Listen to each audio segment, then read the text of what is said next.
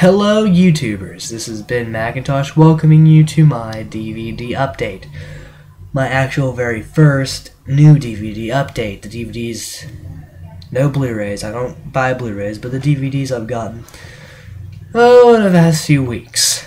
I still have a lot left to watch, or some that I've watched are 4-packs I need to show you at once.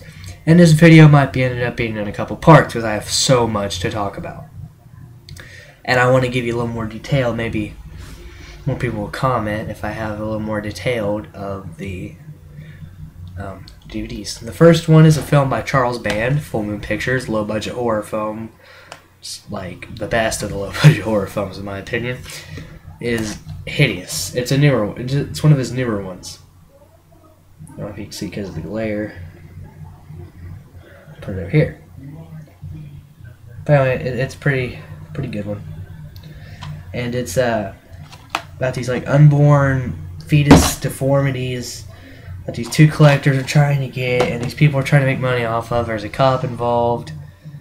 Like they're just trying to, and then all these things want to do is just find a place of their own and be left alone, not in someone's private collection. So they start to fight back. It's kind of cool how it goes down.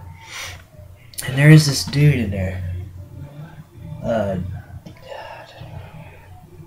Jerry O'Donnell has been in a few movies like Piranha 3D and The New Kid, and I really like the O'Donnell twins. I really liked them. The next one is a classic. It's Stanley Kubrick's The Shining. Here's Johnny. It's about this. They live in this hotel, and like these spirits force a dad to go crazy and like try to kill his wife and kid. Which I think is some of the most scary horror films. Is not animals or just homicide. Is your own family. That would it's just freaky. You know what I mean? So I don't know. It was pretty good though. I really love of course, the axe scene. And he sticks his face in. And he's like, "Here's Johnny." That's the famous part. I kind of like that when he's in the fancy ball and everyone turns out to be dead, but he's in the bathroom drinking with the guy. I don't know, I just thought that was really cool. That was a cool scene. Jack Nicholson's awesome. So, I love his stuff. Anything he's in. Next one is Saw 2. One of the only Saw films I actually like. The first and second one are the best, and the rest of them they're okay. But I'm just not that much into it. I don't know why. I'm just not that much into it. It's not my thing. I don't think it ever will be my thing to see torture and stuff. But I really did like the first one and the second one. But after that, it started to lose the story and get really like twist without a reason for the twist. So it lost meaning. Especially since he did, spoiler alert, died in the third one. So I mean, it just got really awkward. Next one. Oh, and in Saw 2, it's your basic Saw stuff, except it's a cop trying to get his son back. And like, what made Saw 2 special was that they had to work together, because in the end they needed the stuff in the back of their neck. And obviously some of them killed each other, and it didn't work out. And one of them was working with Jigsaw. Spoiler alert, by the way. I don't want to ruin too much. There were some pretty cool traps. My favorite is the needle pit. Because I hate needles, and it made me cringe.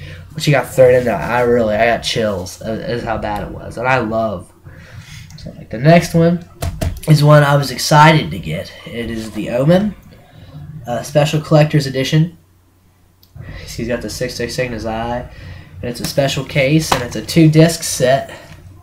It's got the instruction booklet, stuff like that. And, it was $4. I was excited to get this film because I hadn't seen it, and I heard very good things about it. And it's about this boy that gets adopted by Gregory Peck and Lee Ramick, his characters, and basically turns out to be the spawn of Satan. And like, but they use stuff to where like they want the audience to think maybe the dad is crazy, but in the sequels you really realize he wasn't crazy. But they wanted him to say, like if he's the bad guy. You don't know who the bad guy is, because you really don't know. There's certain scenes that make Damien the bad one. Certain ones that make Gregory Peck's the bad character. And I really, really liked it because he went from To Kill a Mockingbird to The Omen. That was really cool. And the special features were cool because it turns out there were so many weird things happening when they were making this movie as if something didn't want them to make that movie. Like there was some people that died. There was places where they would have died had they went.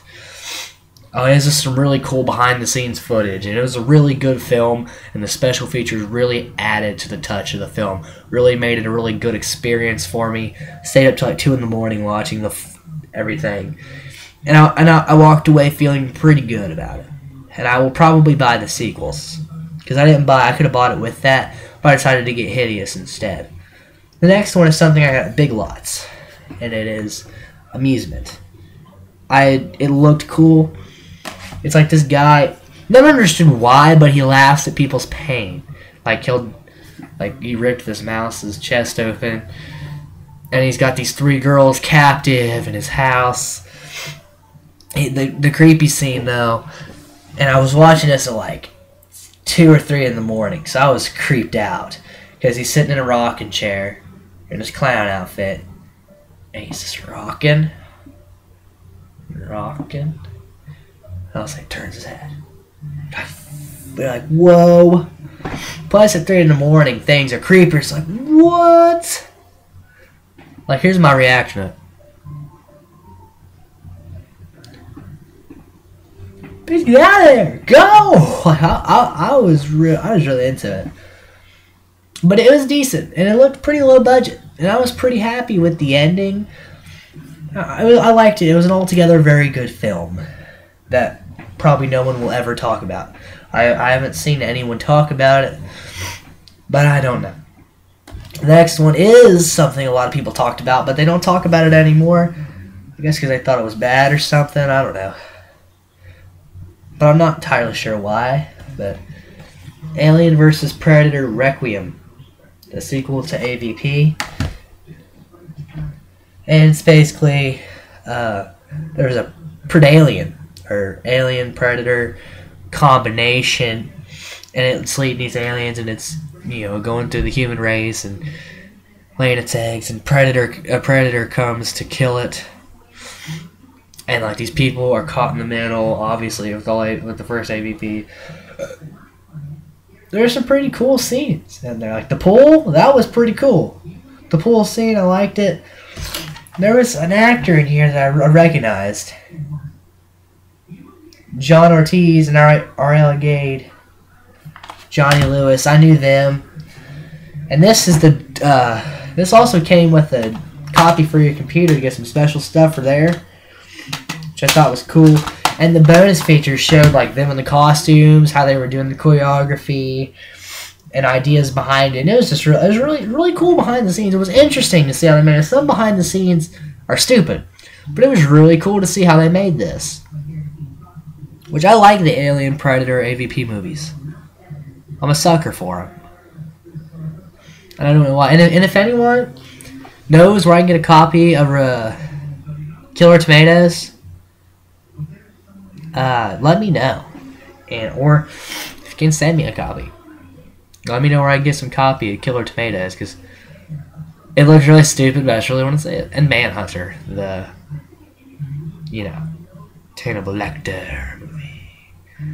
I haven't seen those, but I know where to get the last 2, Hannibal and Silence of the Lambs.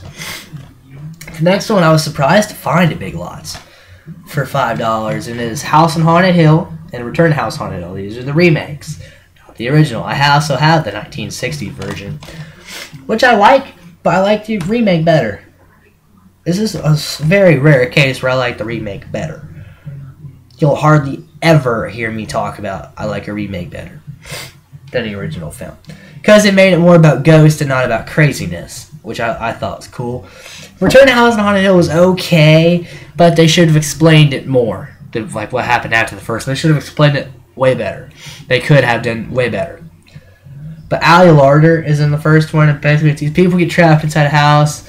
They have to stay there till they're getting paid to stay there all night, and these ghosts are killing them. And there's people working on the inside trying to kill them too, so there's really weird stuff going on. It makes sense at the end, though. Don't freak out. It'll make sense. Ali Larder's been in some good films. Larder, I don't know how you say her last name. But... And there was the black guy, Ty Diggs. Liked him too. Those were some really good films. If you haven't seen them, check them out. They're a must-see. Especially the 1960 version. It's a part of film history. As far as horror films go. So I have a stuffy nose, rocking my new Wayne's World hat I got last night. Which I will probably be doing most of my reviews in. Next is Stephen King's It. Now this movie is probably widely talked about as being one of the greatest horror films. I like it.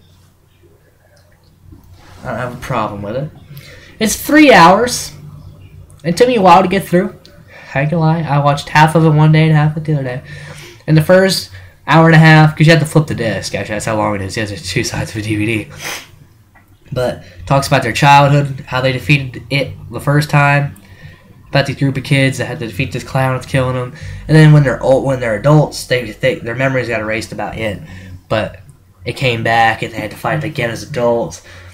Really cool turn of events. The ending was awesome. Didn't understand part of it, but I really liked it. It's creepy. It's good. And the guy that played Pennywise was also in the Rocky Horror Picture Show as Dr. Frankenfurter, which is really cool. Also, who else is in this? John Ritter, Tim Reed. Some really good actors. I know I'm running out of time. I probably will make a part 2 just to cover a little bit, but I'll probably release that tomorrow, not tonight. Probably last one I'm going to talk about is Black Christmas. One cool duder. He's talked about a lot. Sorry about the lighting in here too. I know it's a little messed up, but it's basically about this kid. He's had a terrible childhood. Like his mom raped him, and his sister's actually his daughter. He's killing these sorority girls because they moved into his house, and he tears their eyes out. Really cool scene where he put a garbage bag around her, and I just thought that was really cool. And he's yellow skin. Like, it was all really cool. How it was a good one, and it surprised me. Not too often you'll have a horror film surprise me, but this one surprised me. And the special features were okay, but the movie itself is a must-see. It is a must-see. Buy it if you can find. I found it at Big Lots for $3, and I couldn't resist buying it. Oh, I have about 2 minutes left with you guys, so I'll try to talk about a quickie. And that's Dave Chappelle's Block Party. I got this at a flea market for $1. Basically, Dave Chappelle hosts this block party with all these rap.